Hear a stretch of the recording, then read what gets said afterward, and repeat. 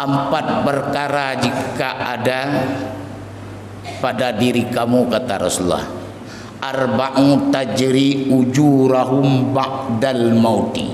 Nah, ini seluruhnya kita supaya menjadi orang dermawan. Jika ada empat perkara yang engkau raihkan nanti, empat perkara yang engkau raih akan keuntungannya ba'dal mauti, setelah kita mati. Yang pertama kata Rasulullah, man mata murabitan fi sabilillah. Pahala yang paling deras nanti saat kita setelah mati dan kita berada di dalam kubur, yaitu orang yang mati syahid.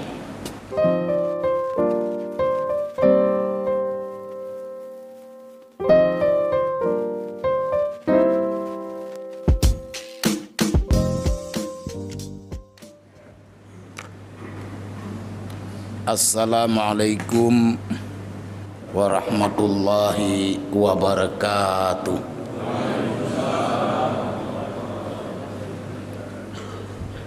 Bismillahi walhamdulillah, wassalatu wassalamu ala rasulillah wa ala alihi wa ashabihi wa mawalah, amma ba'.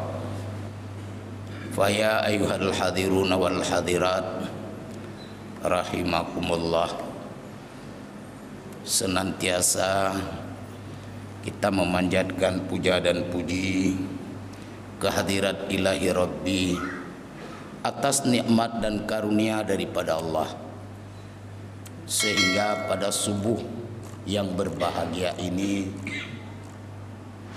di penghujung perjalanan bulan Masehi, awal daripada penanggalan daripada tahun Masehi juga, saya terharu sekali mendengar bahasa membangun istana. Kemudian selawat dan salam selalu pula kita sanjung sajikan keharibaan penghulu alam Nabi besar Muhammad sallallahu alaihi wasallam, karena Rasulullah merupakan keteladanan dan rahmat bagi sekalian alam. Inilah kelebihan dari seluruh para nabi dan rasul yang diberikan hak prerogatif nanti di yaumul kiamah dengan ucapan ummati ummati ana laha. Ini tidak diberikan kepada nabi yang lain, karena kita nanti di yaumil kiamah butuh pengacara, Pak. Kalau di dunia kita ada masalah hukum butuh pengacara, nanti di yaumil kiamah kita juga butuh pelindung. Kita pergi kepada Nabi Adam, Nabi Adam nggak sanggup, aku urus Habil dan Kabil saja nggak beres. Pergi kita kepada Nabi Nuh, Nabi Nuh juga mengatakan istri dan anak putraku sendiri nggak bisa kuurus. Pergi kepada Nabiullah Ibrahim, ayah kandungku sendiri parah juga aku atur. Kita butuh perlindungan di yaumil kiamah. Saat itu kita berada di padang mahsyar, Rasulullah menyaksikan dengan ucapan ummati ummati ana laha. Umatku umatku ini aku, kemari kamu. Belum ada orang yang seperti ini. Inilah prerogatif yang paling hebat. Kata keikraman kepada Abi Imam Syekh masjid yang mulia ini, saya merasa maaf sesepuh saya tuh. Saya minta maaf, lebih 2 tahun Pak Ali saya nggak ke masjid ini, tapi ke Masjidil Haram pun belum. Nah, ini persoalannya. Pindah apa-apa Abu Bangka tuh ke depan semuanya perangkat yang berangkat ke Masjid At-Taqwa, apa namanya tadi, Jambo Timur. Kebetulan 2 Jumat yang lalu saya di sana. Alhamdulillah, ini juga kata keikraman ada anggota SMS lama Pak Ali, Pak Sarimin, kebetulan tadi malam sampai ikut bersama kita. Selamat datang penguasa Kuta Cane. Kalau roti cane banyak sini, ini Kuta Canenya ini. Dan bapak-bapak dari jajaran TNI Polri serta seluruh orang tua kami, sesepuh kami, guru kami, kaum bapak, juga demikian kaum ibu yang dirahmati oleh Allah Subhanahu wa taala. Hari ini Bapak Ibu enggak punya apa-apa, kita sudah syukur sekali.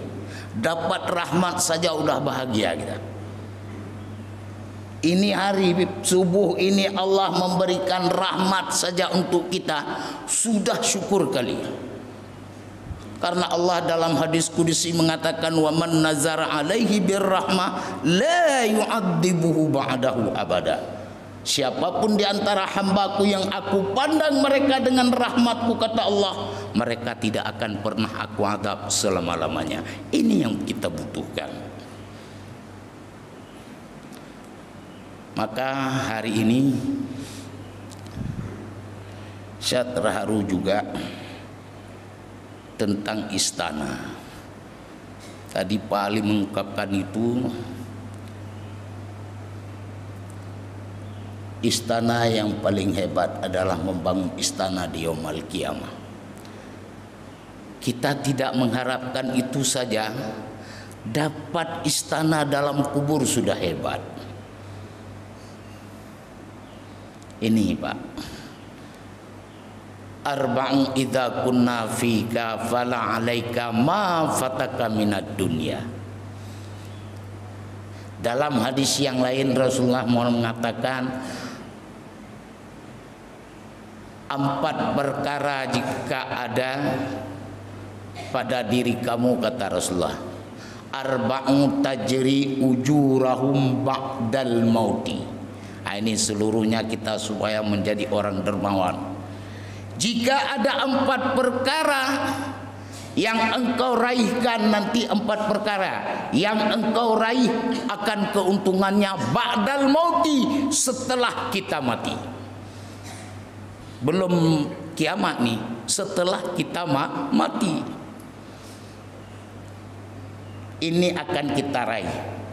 Yang pertama kata Rasulullah, man mata murabitan fi sabilillah. Pahala yang paling deras nanti saat kita setelah mati dan kita berada di dalam kubur, yaitu orang yang mati syahid. Nyaur mati syahid paling hebat. Ini mati syahid. Maka di zaman Rasulullah orang mendaftarkan diri untuk mati syahid. Ada yang diterima oleh Rasulullah, ada yang tidak. Yang tidak diterima ditanya, kamu masih memiliki orang tuamu? Masih ya Rasulullah. Siapa dia? Ibuku. Mengabdilah engkau kepada ibumu. Itu lebih daripada pahala orang mati syahid. Maka disebut ridallah biridal walidain. Keridaan Allah terletak pada keridaan kedua orang tua. Nah ini, saat dikubur kita paling hebat, itulah orang mati syahid. Yang kedua, man 'allama ilma fa ajruhu bi ilmihi, yaitu orang yang memiliki ilmu lalu dia mengajarkan kepada orang lain. Itu derusan pahalanya sangat deras nanti saat berada di alam kubur. Siapa mereka? Para guru-guru kita, para ulama. Memang itu adalah panggilan jiwa. Kalau meninggal ulama, puluhan kali kita sholat jenazah. Seperti baru-baru ini yang kita lewati adalah Abu Tumin, macet jalan, banyak sekali orang sholat. Itu panggilan jiwa kita. Sebenarnya punya ulama meninggal dah nak temayang bertik nya pihak nama talar lu. Al masalah. Kenapa demikian? Innal ulama yastaghfiru lahu man fis samawati wa ma fil ard.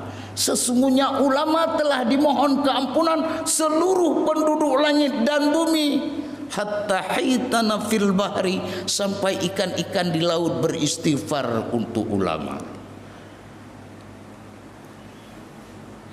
Ini sebenarnya ulama ngai limero kalube nya yang payah ta solat jenazah kurang kita nyoyo. Pakat kan bang meninggal tipulin.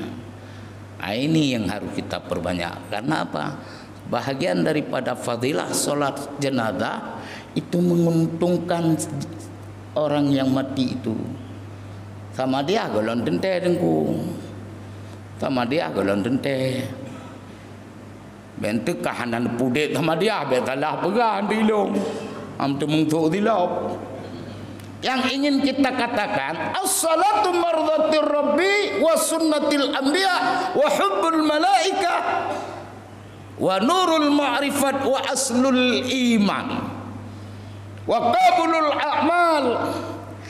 Yang ingin saya sampaikan tentang sama dia mengirimkan pahala kepada orang lain, orang-orang yang sholat nyenat mayang teruk pahala kurung yang tak doakan. Man baha adat kita nyota sampai 7 tahun jai. Awak narahnya pitro kenal macam model.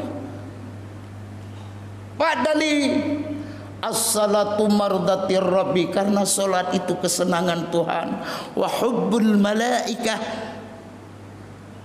karena solat ini pekerjaan yang dicintai oleh malaikat. Malaikat tidak wajib solat.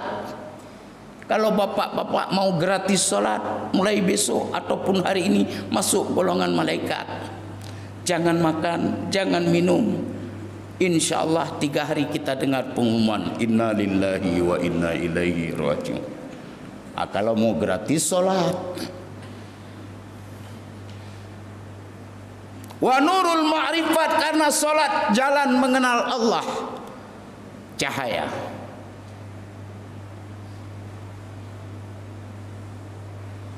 Kemudian setelah wa nurul ma'rifat wa qabulul a'mal, solat untuk diterima amal-amal yang lain. Ibarat surat pakai perangko. Bapak antar surat ke kantor pos, kirim ke Jakarta, tidak ada perangko, sampai puluhan tahun tidak akan diantar. Menanti tengku temayang bagi orang yang berdoa.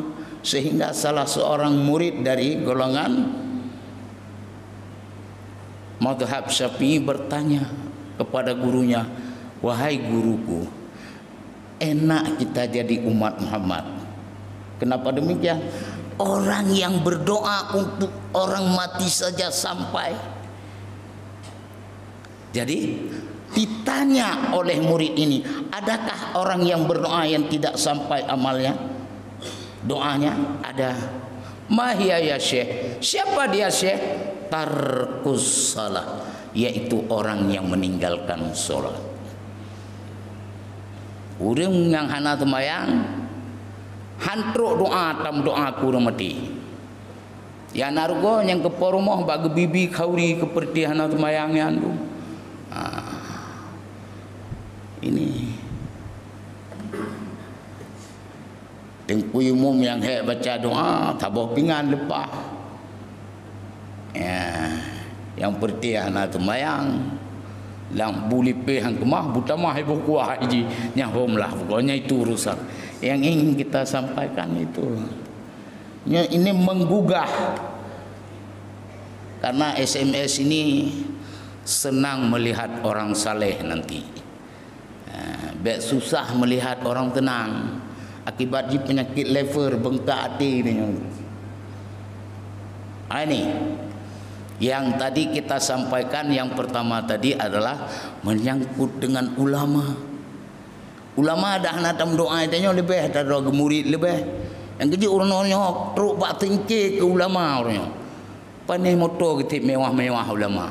Cina jak nedam di bak Abu Kuta, bak Abu Kuta belum perah bak orang lain ni leh. Neduk bak balai bak anjungan abang rumah Tuhan Abu Kuta waktu salat zuha. Getren dari solat duha nak kaca hina melher tubuh kaca aqua kai preh goknya lon tanyang bak tidur karena kebetulan long ngan Tengku Anwar anu Abu Kuta saboh rabita padin hana kata tuah nyarati ki abu paling dipegah 6 juta nyan raja iya 6 juta. Itanya kagada penyakit yang kena taraja. Anda itu mau 20 ribu kita nak pegah tanah gantong motor dengku. Agak anak long tanya ayah kapan beli mobil kamu lagi ayah banti penuh tahun bulan Ramadan. InsyaAllah aku beli motor.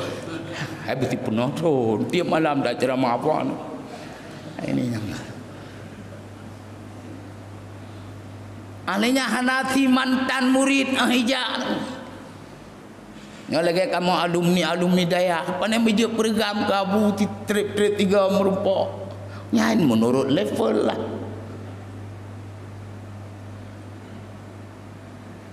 Nah tahu hitung atau abu tertuh 60 juta di bulan pemotor kena titonnya. Lagi Abu Mudi Zamalanga 2,7 MG motor wajar. Sedekah saja melebihi. Itanyokannya mantang berpatokan minyak ulama kage mutoh na berehli kibantit bitangan rente ti kepiah bukunannya model kai kita nyolong. Ini namanya tidak wal tamzur nafsun ma qaddamat lihat. Orang yang selalu tidak melihat kepada dirinya sendiri. Yang orangnya ulama-ulama perlu tapi je. Ini sidang jemaah. Yang kedua boh masalah ulama di dalam kubur tiada payah dengki lagi dia. Innal ulama warasatul anbiya, karena ulama itu pewaris para nabi. Udah, yang ketiga yang pahala paling deras nanti di alam kubur, man mata bunaman mata murabitan fisabilillah, yaitu yang ketiga adalah man tasaddaqa bisadaqatin fa ajru lahu, yaitu orang yang selalu mengeluarkan sedekah dimanapun dia berada. Kabe gemut sedekah banyak. Apalagi disampaikan oleh Pak Ali tadi, membangun istana di yaumul kiamah, yaitu membangun rumah duafa. Berapa biji kita udah Pak? 11. Leblah kena. Pati kali bayar titun. Masjid mentang tertun 52. Titun hak khatib 52 ke. Titun leblah bulan. 12 bulan tanya leblah bawa kait bangun rumah dua Pak. Ini sebuah rahmat bagi kita. Teman dengkuilung ibadat 3 hat. Mengkreat tamang surga, nyahana tamang surga. Ada anak poh long yang nak temai long pikujakan pakan kujakan Nabi pegah al-bakhilu la yadkhulul jannah walau kana zahidan. Orang kikir tidak ada jalan masuk surga walaupun beribadah siang dan malam. Tajak apa lapan kata duha yang tengah malam kata mayang tahajud. Pokoknya dalam ibadah dia mengaku lah milong tekumnya ibadah kapan saja sanggup. Yang baik mentedekah. Anak temang jurugan ku yang pegah kalung Nabi.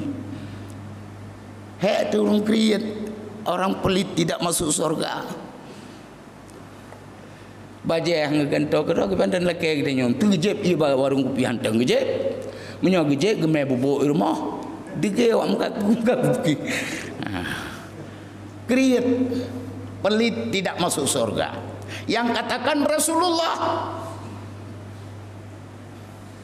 Takun baje gepreh kampanye 2020 ka kampanye dong kana baje. Ya, kedro ge kriet ke bandam ke gop. Ini tidak masuk surga. Nanti di alam kubur para dermawan-dermawan inilah yang pahalanya terus datang saat kita berada di alam kubur. Oh menyamanting kupuya temu ke alam kubur. Menyodron hanaya hebat dron dengan Nabi Muhammad. Rasulullah mengatakan al-qabru awwalu manzilin min manazilil akhirah wa akhiru manzilin min manazilid dunya. Ketahuilah kubur merupakan pintu awal dari segala urusan akhirat dan merupakan pintu akhir daripada urusan dunia. Faman naja minhu ba'da aisaru, kata Rasulullah, siapa saja yang selamat daripada siksa kubur maka bahagialah dia. Wa illam yanju fama ba'da asyaddu, tetapi jika tidak selamat daripada siksa kubur, tunggulah azab yang lebih pedih lagi. Ini Pak, ini Bu, ini Rasulullah yang bilang tentang kubur. Tetapi Rasulullah dalam tasyahud akhirnya setelah innaka hamidum majid, Allahumma inni a'udzubika min adzabil qabri wa min azabin nar wa min fitnatil mahyaya wal mamat wa min fitnatil masihid dajjal.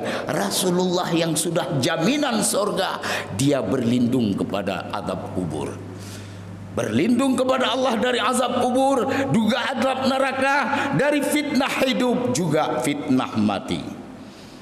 Satu hari Umar bin Khattab menangis mendatangi Rasulullah karena tidak pernah tenang jiwa adalah Umar bin Khattab. Ibadahnya kuat, tetapi tidak pernah ketemu ketenangan jiwa. Kenapa? Karena di zaman jahiliyah beliau pernah menguburkan putrinya sendiri. Wadagi badan Umar bin Khattab terbayang anaknya saat memindahkan pasir di jenggotnya. Maka hilang ketenangan jiwa, kekusyukan daripada Umar bin Khattab. Beliau mendatangi Rasulullah. Wahai Rasulullah, aku tidak pernah menemukan ketenangan jiwaku saat beribadah kepada Allah. Karena Rasulullah orang yang tahu yang maksud daripada sahabatnya.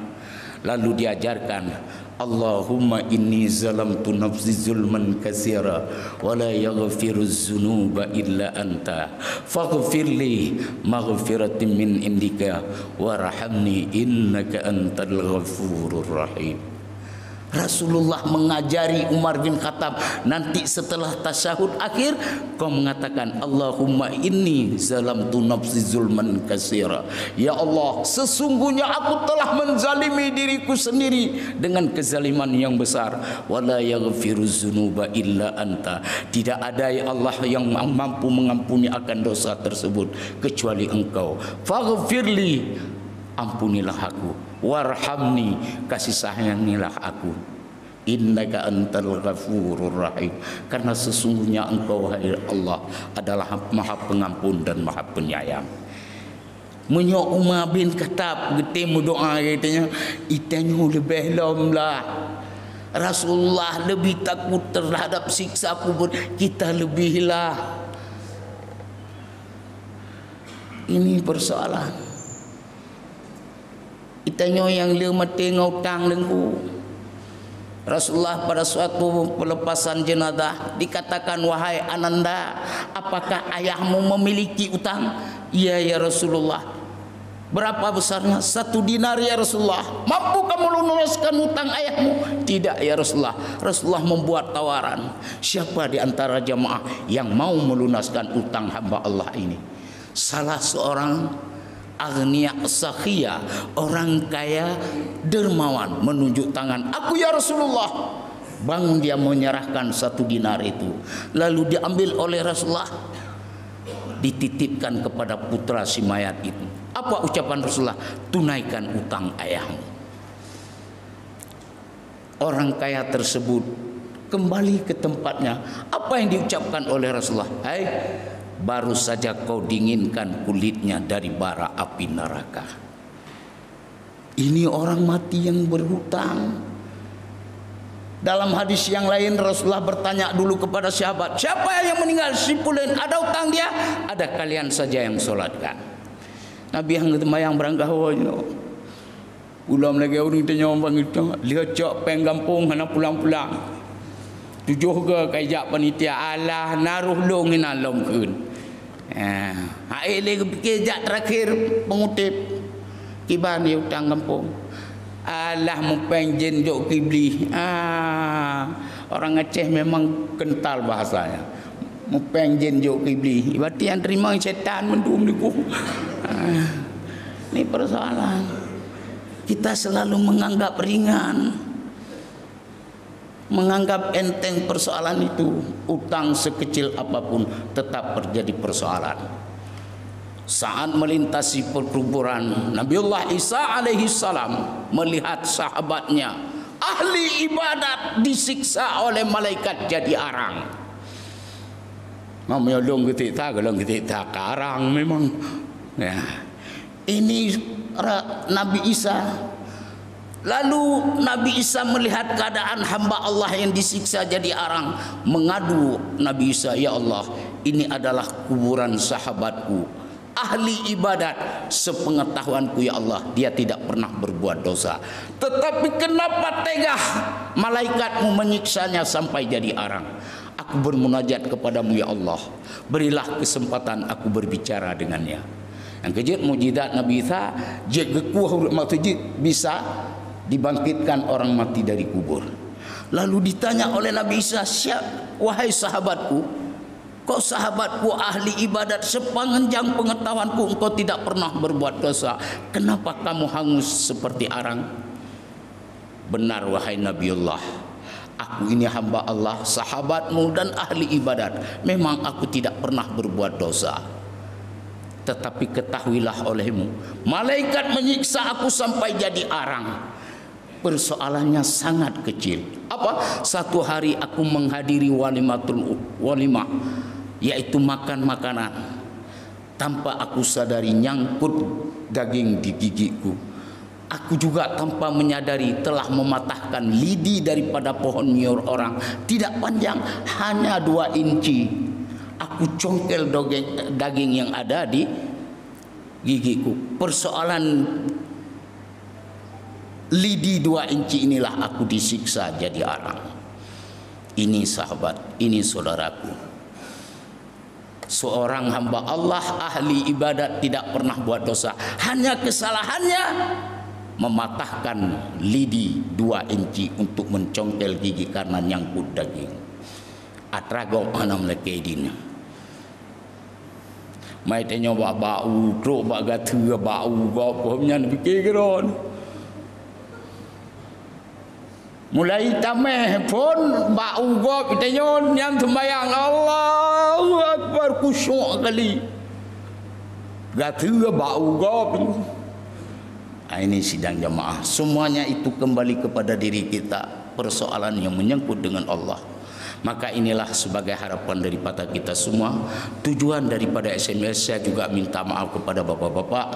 Memang karena gugatan daripada digugahnya kita untuk SMS ini diperkuatkan, telah tumbuh 2 hari Minggu. Yaitu setiap subuh Minggu Paya Puntut mengadakan tasbih dan masjid Panggui. Maka kami banyak enggak bisa hadir ke SMS. Ini memang perlu kita seperti itu. Karena apa? Dalam pernyataan orang Yahudi, Al-Yasa, tokoh Yahudi mengatakan, kami Yahudi dan Nasrani tanpa diserang dengan senjata, istilah bahasa kita konvensional, kami tetap akan kalah. Hana payah perang orang Yahudi dengan Nasrani tetap akan kalah. Yang mengatakan itu adalah Al-Yasa, tokoh Yahudi, dalam kitab Al-Wafa. Syaratnya bertedang sembahyang subuh lagi sembahyang Jumat. Yang tidak minggu. Maka orang Yahudi dan Nasrani mengupayakan menciptakan bagaimana kita ini tidak tegak solat subuh seperti solat Jumat. Dihancurkanlah budaya orang Islam. Nyopoh pun anda katanya baru iwo bak kedai kopi dingku. Ya, pajai ini teman-teman tu boh. Jinok kan mana katanya iya katanya mentang hinan itu. Perti ka guru tu mentang nanti. Yang terserahlah, itu kembali kepada kita sendiri. Kalau solat subuh ini tegak seperti solat Jumat, orang Yahudi dan Nasrani ketar-ketir dia. Maka ini hari kenapa orang Muslim di Masjidil Aqsa diganggu terus karena mereka tidak bisa mendengar kata-kata amin. Ya, amin mentang. Hanjit idinga le orang Yahudi saat kita sama-sama berjamaah. Ini biar kita ketahui. Dan ada juga orang-orang Yahudi di Indonesia yang tanpa adzan-adzan kainnya begadang. InsyaAllah akan kita sampaikan setelah pesan-pesan berikut ini. Amin ya rabbal alamin. Hadanallah wa iyyakum ajmain. Wassalamualaikum warahmatullahi wabarakatuh.